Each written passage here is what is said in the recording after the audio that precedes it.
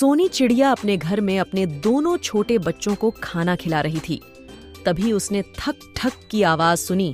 उसने बाहर आकर देखा को कुटकुट कबूतर अपना नया घर सजा रहा था। अरे कुटकुट भाई, ये तो बहुत सुंदर घर है, लेकिन अचानक ये कहाँ से आ गया? कल तक तो तुम पुराने घर में रहते थे। बस कुछ नया करो तो ये आ जाते हैं नजर लगाने। खबरदार जो मेरे घर को नजर लगाई। ये नया प्लास्टिक का घर मैंने शहर से मंगवाया है। इस पर पानी का कोई असर नहीं होता। बरसात में तुम्हारे घर में पानी टपकता है। अब तुम परेशान रहो, मैं मजे से घर में बैठकर बारिश का मजा लूंगा। मुझे भी बता दो कहाँ से लाए हो और कितने पैसे लग गए इसे खरीदने में। तुझे क्यों बता दूं, वैसे भी ये बहुत महंगा है। इसे खरीदना तेरे बस का नहीं है। चल भाग यहाँ से, मुझे आराम करने। सोनी चिड़िया वापस अपने घर आ जाती है। वह अपने घर को देखती है। मेरे घर की छत कमजोर है, बरसात में पानी टपकता रहेगा, मेरे बच्चे भीगकर बीमार हो जाएंगे। मुझे भी प्लास्टिक का घर लेना चाहिए। अगले दिन सोनी चिड़िया पूरे गांव में घूमकर वापस घर आती है। उसकी बच्चियां चुन्नू और मुन्नू उसका इंतजार कर रही थीं। माँ, आज तुम सारा दिन कहाँ थी? हमें भूखे रहना पड़ा। बेटी, मैं आज सारा दिन प्लास्टिक के घर के बारे में पता करती रही, लेकिन इसके बारे में किसी को कुछ नहीं पता। मैं तुम्हारे लिए भी प्लास्टिक का घर लाना चाहती हूँ।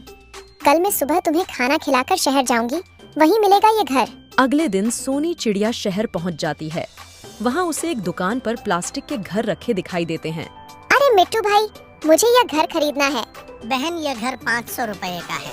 इतना महंगा? मेरे पास तो इतने पैसे नहीं है। क्या कुटकुट कबूतर यहीं से घर खरीद कर ले गया था? उस बदमाश का नाम मत लो बहन। वह 200 रुपए देकर घर ले गया और कहने लगा कल 300 रुपए दे जाएगा, लेकिन आज तक नहीं आया। भैया, वह बहुत घमंडी है, सीधे रास्ते से पैसे नहीं देगा। मेरे पास एक उपाय है, उससे तुम्हारे पैसे निकल आएंगे। हाँ हाँ बताओ, मुझे क्या करना होगा?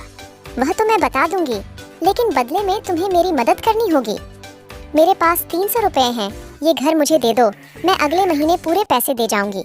नहीं नहीं, वो मक्कार कुटकुट पहले ही छूना लगा गया। अब तुम आई हो। भाई, मैं उसकी तरह बेईमान नहीं हूँ, तुम मुझ पर विश्वास करो। मुझे यह घर दे दो, कल ही कुटकुट कबूतर तुम्हारे पैसे दे देगा और अगले महीने में पूरे पैसे चुका दूंगी। मिडू तोता उसे घर दे देता है। अगले दिन कुटकुट कबूतर सुबह उठकर बाहर आता है। वह सोनी चिड़िया का नया घर देखकर हैरान रह जाता है। अरे सोनी बहन, ये घर क्या तुम शहर से लाई हो? नहीं भैया, मैं कहाँ शहर का रास्ता जानती हूँ। यहीं एक घर बेचने वाला आया था, उसी से 1000 में खरीद लिया। अब तो गांव के सभी पक्षी ऐसा ही घर खरीदना चाहते हैं, लेकिन वह घर बेचने वाला आया ही नहीं। ये सुनकर कुटकुट कबूतर सोच में पड़ जाता है। अगर मैं शहर से 500 का घर खरीद कर गाँव में बेचूं, तो मुझे 500 रुपए बचेंगे। यह सोचकर वह शहर मिड्डू तोते की दुकान पर पहुंच जाता है। अरे बेईमान, तू तो कल पैसे देने वाला था, आज इतने दिनों बाद आया है। अरे मिडू भाई, नाराज क्यों होते हो? ये लो बाकी के 300 रुपए, और ये 500 अलग से मुझे एक घर और दे दो। मैंने नया बिजनेस शुरू किया है, मैं तुमसे घर लेकर गांव में बेचूंगा, तुम्हें भी फायदा और मुझे भी। ठीक है, लेकिन एक बार घर खरीदने पर मैं उसे वापस नहीं लूंगा। लगता है पैसे निकलवाने का जो उपाय सोनी बहन ने बताया था वह काम कर गया। कुटकुट कबूतर घर लेकर चला जाता है।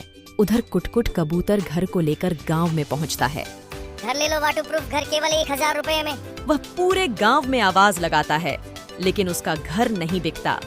शाम को वह अपने घर पहुंचता है। अरे सोनी बहन, मैं तो पूरे गांव में घूम आया, लेकिन किसी ने घर नहीं खरीदा। कुटकुट भाई, 500 का घर 1000 में कौन खरीदेगा? मैंने पहले ही सबको बता दिया। ये घर 500 का शहर में मिट्टू तोते की दुकान पर बिकता है। तुमने उसके साथ बेईमानी की, ये उसी का नतीजा है। बहन, मेरे मन में लालच आ गया था। अब किसी तरह यह घर बिकवा दो। मैंने तो सारे पैसे इसे खरीदने में लगा दिए। अगर यह नहीं बिका तो मैं भूखा मर जाऊंगा। ठीक है, ये घर 500 में कालू कॉय को दे दो, मैंने उससे बात कर ली है। और हाँ, आगे से बेईमानी नहीं करना। कुटकुट कबूतर सुधर जाता है। अगले महीने सोनी चिड़िया मिट्टू तोते के पैसे चुका देती है।